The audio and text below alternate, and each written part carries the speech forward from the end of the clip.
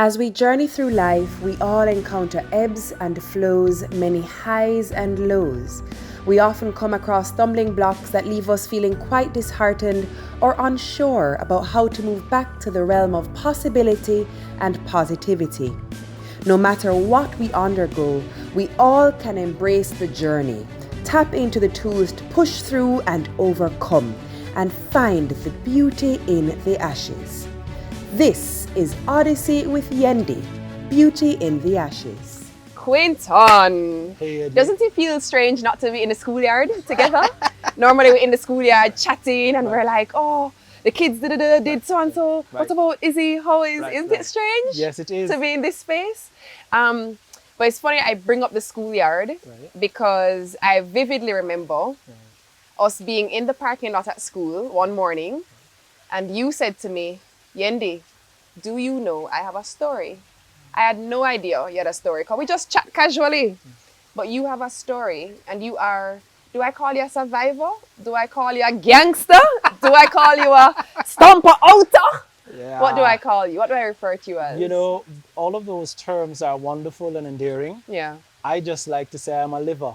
I'm Yeah. alive, I'm living, Yeah. and that's how I work it. Yeah. Because each person takes their term and it's individual and personal to them. Yeah. But the one that I want to use for me is I am alive, I'm living, I am a liver. And I want to tell you, say that's not even just in the definition, because your energy, you know I live for your energy. Who full of jokes like Quinton, no other parent in the whole school. But why we're referring to you as a liver because you have recently beat prostate cancer. Let's talk about the lead up to that. Let's talk about how did you even come to find out that you had cancer? I was having what was called a fluctuating PSA. Okay. So it would be 3, then it would be 4, then it would be 7, then it go back to 4. So I went to see my urologist who I was seeing at the time. So that's why it's important to do your yearly PSA test. Yeah. Yeah? So he was able to look at my PSA scores over like a 4 or 5 year period and say, something is happening here. Yeah. I'm going to send you to do an MRI. So we did an MRI and it showed nothing. He said, okay, let's do a biopsy. Confirmed, I have prostate cancer. What year was this? This is 2018, 2019, because what happened was we were investigating it over a period of time. Yeah. Because I did diet change, because he was going to give me some medication. When it was fluctuating, he said, I can just give you some medicine for it. And I was like, what kind of something that not really holistic, taking the medicine yet. Yeah. He said, all right, anything that's good for the heart is good for the prostate. Oh, So okay. I changed my diet. I went pescatarian. What that means is just eat fish and bean. Yeah. Nobody eat no meat. Yeah. Burn out. Right. And it was good. And vegetarianism, pescatarianism is a little daunting because people think of it as taste bad food. Yeah. Not no go so. No, You can cook anything and make it taste good. that's right. And my thing was, boy, babes, once it tastes good, make good enough. It also dovetailed with my wife was doing something where she wanted to do a diet thing, Yeah. and we just did it together. Right. So And lifestyle change. Lifestyle Yeah. change, and it was kind of good that the two of us did it together. So we just were like diet buddies, I guess. Yeah. And it worked. Yeah. And then they did the biopsy and confirmed prostate cancer. And that's a funny thing because when you do the biopsy, they can't just tell you, it has to go to this lab and it takes like 6 weeks or whatever. So they call you and they say, okay, confirmed. You have prostate cancer. We don't want you to decide now. Here are the treatment options. Right. You can either go radiation or you can either go surgery. He says, here are 2 sites that I want you to go and look at that has pretty good information on it. If you have questions, but sometimes they are kind of process. So it's kind of good to go away and say, I'm going to give you about 6 weeks, 4 weeks, whatever, to then come back and tell me what your decision is. Right. My dad had prostate cancer. I was going to ask you that if there was any family history. So when I called my dad and said, hey, I have prostate cancer, he was like, it's all right. Let me start telling you what I want. And that helped because the doctor is telling you one thing, but because he had been through He's lived it. he's telling me things that the doctor don't even tell me yet. Right. You know?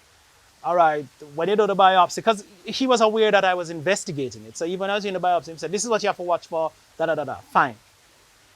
Then I had a brain tumor at 14. What? I'm not sure why you're laughing. I don't know what's happening. What? I know. You would have slapped me with that. You know what I mean? Yeah, I would actually. If it weren't on camera. It's a whap. Really? I had a brain tumor at 14. And it has bearing on what happens with my prostate cancer. At that time, Jamaica did not have a CAT scan machine. Okay. So how they would have operated on a tumor, they would cut your head open. Just take off the crown of your head. Yes. Look in it, find where the tumor is and say, oh, see it there, sir? All right. We're going to go next week and take it out. Right. Close up back it now, and then they'd go back in at some other time and take it out. However, the tumor would not have been picked up by normal x-ray. But CAT scan machines were available at the time and could do it. It was available in Miami. Fortunately, my parents had insurance. And the insurance took us to Miami and did the x-ray. And when I went there, they found where it was. I came back, gave it to the Professor Cross at the time. And he said, oh, beautiful. I know exactly where it is, and this is what we're going to do, blah, blah, blah, blah. Excellent. When I was in Miami at the time, the man was like, you know, we do this routinely. You can do it, you know. And my father was like, no, we're going home, man. We're all right, man. We're go home. And this man, never forget it. My father said, in family, they're home. Everybody can go check him. In auntie, uncle, in cousin, them. No, man, we go home. Mm-hmm. So when I was discovered with confirmed, I remember my wife sitting and saying, And I said this to my wife. I said, this is not my first rodeo, you know. So watch me now. Watch you ride. I'm going to show you how to ride. So when me can ride, you can ride. She said, okay. I said, yeah. I said, watch you ride. So that experience, when I had to deal with the brain tumor, life-threatening, all of that, fortunately for me, the tumor was benign. The surgery was successful. I mean, I missed a term of school, went back to school, did my CXCs, passed them. It's like I wasn't even ill. Oh, excellent. So, and thankfully it wasn't cancerous. No, benign. Right? So yeah. I was good. However, when I was being treated, you couldn't come around me if you were unhappy or negative. If you came around me negative, I dispatched you. Yeah, and I was a 14-year-old. Right. But I dispatched you immediately. So you already knew at 14 how important energy was in the healing process. Yeah. Yeah. So anybody who came around me, I'll never forget, I never saw my mother cry. My mother cried every day. It's afterwards I'm hearing, when mommy go home, that's when she cried. But you see, when they came to see me, no crying. And I mean, I might be crying, you know. Yeah. But they're holding it together. No, they can't. No. If once you're doing that, I'm, hey. And there are moments, that's another episode. So we made a decision to do surgery. Okay. I want to talk about that briefly. And I was going to ask you, so the surgery is removal of the tumor itself, or okay, so the prostate? When you have prostate cancer, they're going to remove the complete prostate. Right. So yes, fellas, you won't have semen no more. Oh, really? No. Okay, I never knew that. That's what the prostate does. It's the fluid that comes with semen. Right. So you will still have semen, but you won't have the fluid to send it out. So hold on now. Is this why people always say that they don't want to remove their prostate because they remove their manhood? Yeah, but you still can have an erection and you still have everything else except, and in some cases, there's evidence that you can have liquid. Okay. And I mean, there's some persons who have done my surgery have had children post-surgery, even though the prostate isn't there anymore. So that's actually now being debunked then? Yes. Yeah. Well, it was debunked from morning. Right. I mean, and this notion, whoa, it can't stand up. Well, I had a joke with my friends. I say, oh dear, I feel like I need to get ready for this one. It's called the bionic body. Oh, So one of the treatments for it is that they say, all right, you're going to lose function. right, But like any medical condition, there are treatments for it. right. So doctor said, well, you can use injections. If that don't work, use Viagra or Cialis. And if that don't work, you can use injections. You can use an implant. And I said, boy, remember me sit down with my friend, and I said, boy, injection not sound right. I said, no worry, man, your wife will inject it for you. Well, there you go. Oh dear. You understand me? Yeah. But it's important that you say that because many Yeah. men, them say, so all the list. You can't get it up still. But especially in our culture, I Ah. feel like Jamaican culture is so being masculine and manly, and there's so much that goes with this concept or idea of being a man's man in our culture that a lot of men don't even get their prostate checked because they'd rather not know because they don't want to have to deal with the idea of choosing, you know? And it's a matter of life and death It is. because you will die Yeah. a painful death. If you've ever had kidney stones, I think that's the closest thing. Okay. But they said the pain that you have, like when you have stenosis, when the urethra is blocked, like because what happens now when you get the cancer, you know, it's difficult for you to pee, Okay. and that. I had 2 stoppages post surgery. Trust me, Yendi. They said the closest thing to that is childbirth, or that is the closest. Trust. You want pee and can't pee, Right. or you're peeing and it's just tip, tip, tip, tip. And that's as a result of the cancer itself? Well, what happened was when they removed the prostate, they joined the urethra to the, I can't remember the term for the lower thing. Okay. So sometimes where the thing is joined, There's a bit of a blockage. there's a scab. Got you. So when that happens now, you have a blockage. So they Right. have to go in and Clear clear the it. scabbing. We're not going to talk about that part there. Yeah. No. Yeah. Not fun. But you know what I would like to speak about, because we've spoken about you, Right. your process, your experience. What was that like for your wife and your child? Boy, you know, the wife would have to talk for herself, but I'll tell you this. Yeah. Recently, I did something similar to this because I do a lot of this. I do a lot of advocacy work now Yeah. for prostate cancer because I want to say to men, go get checked Yes. because you were dead. It's that simple. Yeah. I remember the last one I did and I said, honey, you don't watch it yet? And my wife says, well, Quinton, let me tell you something. I support what you're doing, and I think it is very important what you're doing, but I don't watch that. And she said, you know why? Because I lived it, Yeah. and it was no fun. Yeah. And I wanted to say that, you ever hear this cliche, them say, God don't give you more than you can bear? Yeah. But what it also means, you know, is that when you get this pressure, you start to grow. Yeah, yeah. Because you have to, if you never had that capacity, Right. you're going to have to develop it Right. fast. Yeah. So I had a pretty so-called normal process. So doctor said, all right, you have this, so what you going to do? I said, based on my experience with my tumor and the fact that my father had done it, I said, I don't want that in me. I'm not radiating nothing and leave it in me. Because when you radiate it, it's no longer viable. Right. So not growing It dead. and right. It pretty much But it's dead. still there. But it's there, but the cancer is now removed from it. Right. Has been killed, it is dead, and it's safe.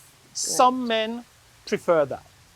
One of my cancer brothers says, listen, if I had gone on that table, I would have died. He said, why I know this? Because my 2 uncles who went on tables died. He said, that's a thing. Family history is so important. And it's a personal decision. So Right. my surgeon at the time said, listen, here is information for radiation, here's information for surgery. Make the decision That best for suits you. you and your family. Yeah. Yeah. So I decided to go surgery. Prognosis is good. They think it's only in the prostate. But when they do the surgery, they take the lymph nodes that are there right beside it, and they take some other little stuff there, standard.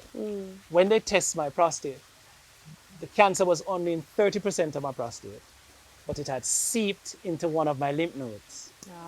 So that is what you call now spread. Right. Right. So it's no longer 2, it's 3B. So that means radiation. So you still had to do the radiation after the surgery? Because normally you would do the surgery, you don't have to do no radiation, you're good. Yeah. If it start, go up again, because gentlemen, your prostate score is always going to increase as you grow older. Okay. It's when the increase is exponential, much larger than the time allotted, that you realize that something Red is flag. happening. Red flag. And you can solve it there rather than making it go, and spread all over in your area. I have a cousin now fighting prostate cancer. He thought it was nerves. For years he was treating nerves. Wow. When he discovered it, he has stage 4. Wow. Wow, indeed. Serious chemotherapy, pain, fighting it though. Yeah. And I laid, well, let me just get to the surgery. So we decided to do the surgery. The thing says you're going to have to do radiation. The day of the surgery, I said to the wife, here's the phone. I said, you're going to have to go right now. I can only do this. Yeah. I set up my mind to do what I can do. But, so you go right now. You go. I laid in bed. It was Father's Day. So I did the surgery. My birthday is the 9th. I did the surgery the 13th. And let us say Father's Day is the 16th. The dates might not be right, people, okay? 2019 now, okay? And I'm lying in bed. And some says to me, you're going to be all right. But you're going to have to testify. You're going to have to talk about this. And my surgeon came to see me and he said, well, go on, Quinny. I said, not much. He said, you're doing good, I'm doing good. And I was in 2 WhatsApp groups at the time. Swimming club that I was in and my complex that I live in. And I wrote a message and I said, Happy Father's Day to all the fathers. I put it on my Facebook too and I said, but men, you should go and do your PSA test. It's a simple blood test. Why do I say this? Because last Thursday, I did a radical prostatectomy for prostate cancer. The doctor says I'm fine, but early detection is key. Yeah. Prostate cancer is the largest cancer killer in Jamaica. Really? What me say? Yeah. In Jamaica. Prostate cancer. Why? Guess why? Because men don't want to go and get their the finger being put up their butt. That's why. But your feces is bigger than your finger. Yeah. No, but let's talk about that though. No, Quinton, let's talk about it because a lot of men, especially in our culture, right. the idea of a doctor inserting a finger in their rectum absolutely makes their skin crawl. Understandably, it makes them uncomfortable. But I mean, so Yendi, so all these women that have had to do examinations from their young girls till now. So what? I just not seeing the connect. Well, don't make me tell you my reasoning, because in my mind, woman just have a different type of gumption than man. I mean, we give birth. I'm just saying. You need help. If you guys have the flu, the thing could have going dead. Meanwhile, we give birth and go back to work in 3 months. I'm just saying. But the point is this: medical examinations, it's not sexual. Thank you. It's that part. Medical exam. It's a medical exam. Like, hello. I needed to say that again. It's that, hello. It's that. How can a medical exam be considered arousing? Yeah. How is that? I'm like, something wrong with your brain. You're sick in your head. I must sick. You're sick in your head. Or is it that society has so negatively created this idea around anything to do with the male and the anus, that anything happening there, it make me feel hold on. Question my masculinity. So I use 2 things to debunk this anal thing. Yeah. 1, feces is bigger than 2 fingers. See? Right. And I was saying this to 2 of my old students who woke up and we were talking about the same thing. And she laughed when I said the same thing. And she said, huh? And I said, why you laugh? She said, well, Mr. Yearde, some people have pushed something in a anus, you see, to get a medical examination. To get your health. Like, she's like, oh, please, Mr. Yearde, just stop. And that's where I am. Just stop. Okay. Get yourself checked and tested if you want to live. Yeah. If you want to have a good quality of life. Period. to me, it's like, well, if you don't want to know, it's totally different. But I know, and this is how I decide to treat it. Right. Because I can be aware of something and I say, I don't want to do X or I don't want to do Y. And that's a totally different thought process Yeah. from ignorance. Yeah. My thing is about be informed. Yeah. And then you can make the best decision for you. Yeah. Having had this experience, having come out on the best possible side of the experience, how has it changed your outlook on life? Oh, wow. Well, I would say if I needed to change it, because already with my brain tumor experience, I had a particular awareness. So this now makes it even more profound. You know, now I can talk about my experience in this sort of a way, but when I was living it, it was totally different. Of course, of course. Totally different, because I had episodes. So after they said they're going to do my radiation, right? Something else came up. So you have to wait 6 months after surgery before you can do radiation. Before you start radiation, you have to do an MRI. So when they do my MRI, they find 4 nodes in my groin. Oh, no way. No way. Yeah, right. What that means, guys, is there's a possibility that cancer has spread. Yes. So you can just imagine. I can't actually. Right. So I genuinely can't no, even and I wrap get my that. mind And around that. I get that. Wow. So I said, all right. Where I had gone to get the test done, the gentleman had written a PSMA MRI, possibly a biopsy or a PSMA MRI. So I thought this was something that was available. Yendi, a PSMA MRI is not available then in Jamaica. It is not available in Canada. It is not available in England. It was only available in America as a test or as a trial. As a trial. I had In set other up words, a network. go on, guinea pig. Or dead. Because the trial now, it's not that you can necessarily get the trial. Right. Because Yes. how trials work is that You sign some up. people get Yeah. the right thing and some people don't. Right. Because go ahead, guinea pig, you're right. Yeah. Now, when I had started this journey with cancer, I had set up a team. So it was my close friends, right? So I had some friends from school days, I told them.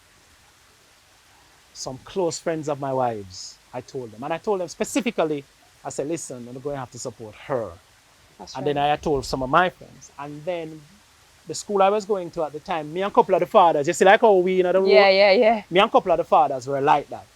And these now would have been my son's friends and his classmates. Right. And I told a few of them. Yeah.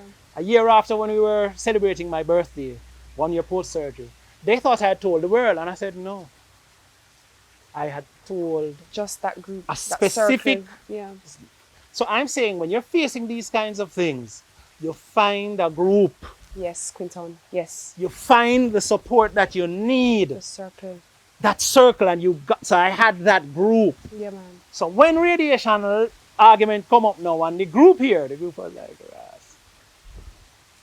Because remember now, this is the group. They have to distract Joseph. If not, if my wife can't make it, they say, listen, you can't keep Joseph from me. Da da da da da da. My in-laws, because I was fortunate. I not only married a wonderful woman, I got 4 brothers. I always wanted brothers. I have 3 sisters, but now I got 4 brothers. Your wife is lovely, by the way. Oh, I really like her. well, we're not going to talk about that. You're asking or you're telling, right? No, I'm telling. Oh, no. What? What's Yeah, going on here? she's Hey. lovely. Yeah. So, when I said to them, this is what is happening, I'll never forget, one of my brothers-in-law, he came to the house and we had a family meeting. And he interrogated the whole decision to go and get this test. I discovered the test in Germany. Here's how. 2 on my team live in Germany. A Jamaican woman who married a German man, And they migrated back to Germany. And I was talking to the wife on the phone, and I say, Denise, well, I don't know. Come here, call the world, you know. You call my cousin in Canada. Oh, no, I have this thing here. Research. Yeah. So, I call Denise. I say, Denise, I have this thing in Germany. She punched it in, and she said, oh, yeah. I say, you have one close to you? She said, yeah, there's one right there, and there's one right there. I said, what you say? And she said, oh, it's the standard of care here from 2006. I said, what you say? Wow. I said, you can get me an appointment? She said, yeah, man. I said, try to get it for next week. She said, appointment made. I said, what you say? Wow. So I said, all right. So I go now and I said to the wife, I find it. I tell my doctor, I find it. You never just said, I said to the wife. I said to the wife, boy, I find it, you know. People. But I mean that, you know, me a look. Yeah. Because it's life or death. That's right. You need a test Yeah. that can tell you X or Y. And you can't get it. Have to source it. So rather than just give up, I said, I'm going to try to find it. So, long story short, you need a visa. Remember now I make an appointment for a week. I call my brother and I said, blouse and skirt, you need a visa, you know. I had been to Germany before, so I knew the process. So I did everything that I had done when I had gone to visit him. And he said, ask for this lady, because it was somebody that they knew. The Germans were small. So when I got there today, you know, security guard, I say, can I speak to Yendi? He said, Yendi, what's your name? I said, Quinton. I said, all right, I'll go and ask her. So I go up and come back down, and Yendi say, who is you? She know the man who for name you call, but she want to know who you. She said, anyway, come talk to her. So remember now, I try to hold it, you know. I try to hold it. So I sit down in the corner and I say, Quinton, you're not going to ball, you know. You're not going to ball. You have to cool and calm and say to the lady what go on. You can't cloud the thing. So just get yourself together. Go up and I explain to the lady. I recently did prostate cancer surgery. I'm supposed to start radiation. However, they have discovered some nodes. What this now means is the cancer has spread. If that is so, it's not radiation, it's now chemotherapy, and we really need to make a decision. They postulate that this particular type of MRI, and what it is that they feed you with some nuclear electrodes that the cancer cells feeds on. Yeah. Cool? And the lady said, I can't look at you today, but let me see the documents that you have. I showed her the document. She said, I want you to come back tomorrow at 7:30. The embassy don't open till 8:30. She said, I want you to come back at 7:30, and I want you to come back with a letter from your friend in Germany saying he'll be financially responsible for you when you go there. And come at 7:30. When I come in out, I see the security man, me and the man we talk about prostate cancer. They tell all of them, yo, you better go get checked, walk one, and that was that. 7:30 the next morning, the lady interviewed me for an hour. I am the godfather of one of my friend's son, and I said, what the lady asked me them something? My friend emailed her already, but the lady interviewed me. I didn't know this.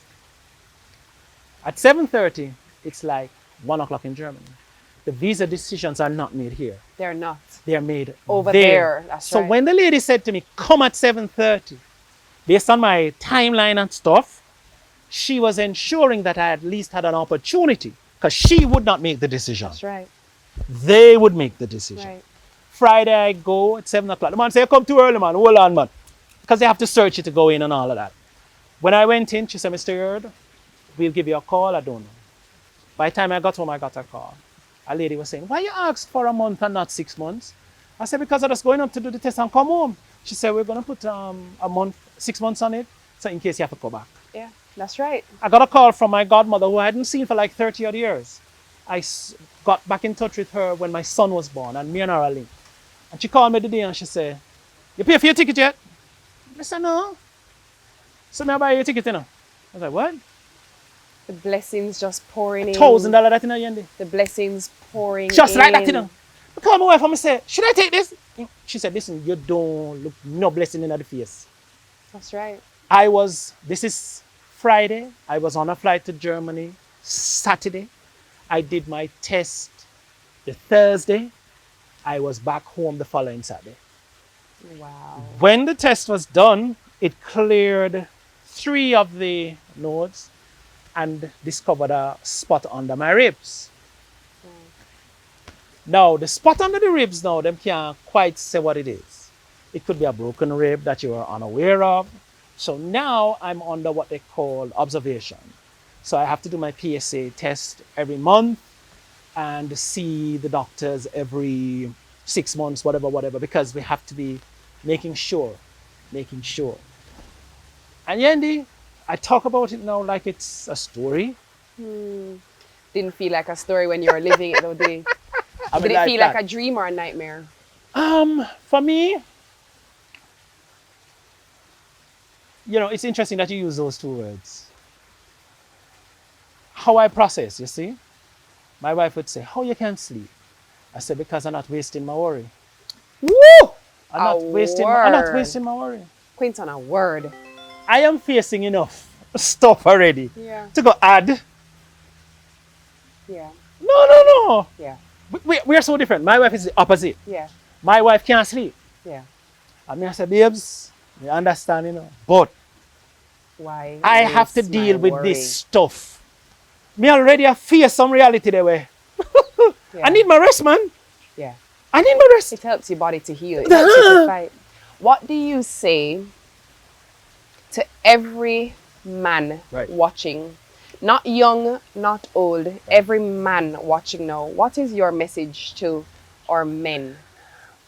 As men, we have got to now understand that our health is important. So you're going to have to start doing things that maintains your health. When you're younger, you can eat junk, drink no liquor, but as you get older and you know prostate, the scores go up. So what you have to do now is to test. Yeah. So you have to say to your son, just like how I said, just like how young women say, oh, you need to learn how to do your this from their picnic.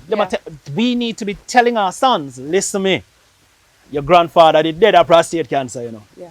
Your uncle did dead of prostate cancer. Or your uncle did have hypertension. So you have that tendency already. Yeah. So we now have got to be much more smarter. About our health. Yes. Yeah. And mothers, sisters, girlfriends, all of them, you have to say to the boys. It's because some of them might not have that relationship with their fathers or their grandparents to know this thing. Hey, you have got to be now hyper aware. This notion, anything that interferes with your ability to stay healthy and to be healthy can't be beneficial to you. That's right. It can't be beneficial. How? Yeah. How can not doing a PSA test be beneficial to me? Right.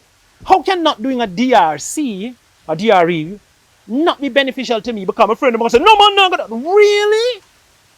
Really? When you're on a hospital bed and them need to examine you, you don't listen to me. Sometimes you're not even conscious. Right. They're doing what they can to save your life. So you have a say. Be wise.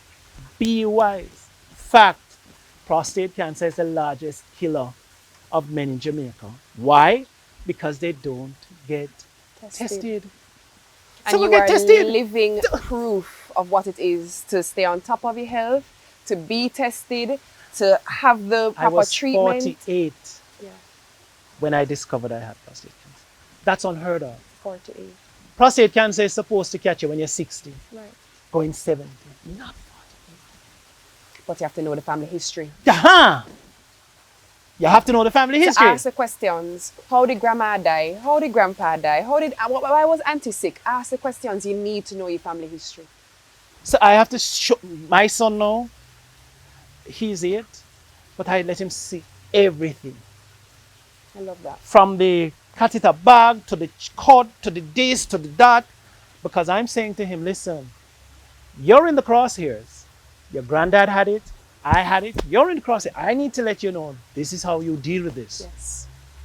And there's no fair here. No. Just awareness. This is how you deal with this. Yeah. So any person watching this and you want to talk to somebody, I'm easy to find. I'm on Facebook. And I have been doing a lot of this. Yeah. Because there are lots of men who can't find somebody to talk to about this. To just ask questions. So how this go? Yeah. And that helped me, especially when I was doing, you're in a room with 20, 30 men, all being treated for prostate cancer. Yeah. You know you're not alone.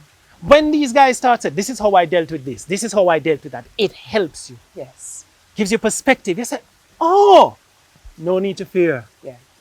Because him did do it. Yeah. And at that, see him there. And I'm all right. And him, see him there. Yeah. Yeah. And that's really what my message is today. Yeah. You know, get tested. If your family has a history of any medical issue, you can set for the bugger. Because you see, if you know what to do. You're 10 steps ahead. Yeah, you can set for him. You can set for him. Because you say, you think you're going to hold me, watch how me I go shake you now. Quinton! Watch how me I go shake you now. Yeah. You know how long I don't hear that? No, watch how me go shake you now. I shake me now. Diabetes lick down grandma. You think diabetes going to lick down me? Can't reach me. No, so me I going to make sure put in certain steps now. To help me. Absolutely. And that is what I'm saying. Parents, tell your children. Yeah. The world has changed, you know, Yendi. Yeah. Big time. Big time. People now have to go around in one corner, can't pee, saker. Yeah. The world is really different. And I'm grateful for people like you who are open like this, because I think gone are the days where people need to be shamed or feel embarrassed by their medical history and their illness, especially men. It's very hard for men to be vulnerable. So I appreciate you so much. Vulnerability is strength, though. Remember, you know, it's two sides of the coin, you know. To be vulnerable, you have to be strong. A word. To be vulnerable, you have to be strong. Just remember that the other side of that is strength. Your weakness is your strength. I mean, like, hello. A word. Thank you, though, because I'm trying to get to many Jamaicans, diaspora here, to take better care of themselves. I mean, you could pick any major illness, anyone, and you see people just being farming the fool. Yeah. Farming the fool. Well, I will share with you that both my grandfathers, maternal and paternal, Wow. passed from prostate cancer. Wow. Both. So your story, when you said it to me, Yeah. and to be very honest with you, my heart was so warmed because I'm like, I'm glad that Quinton beat that. Yes, you. Because I know two people who didn't. Yeah. But I like you too. You're good people. Thank you so much. Oh, thank you, Quinton. Yeah, man, thanks. And man. I'm wishing you guys everything that is wonderful under the sun. You deserve it. Yeah, man, and podcast up, you know? Podcast up. Thank you, Quinton. Same way. Same. Do your thing same way, man. Just do your thing same way. Thank you and so much. Yeah, man, thanks a million. Enough blessings. Enough blessings.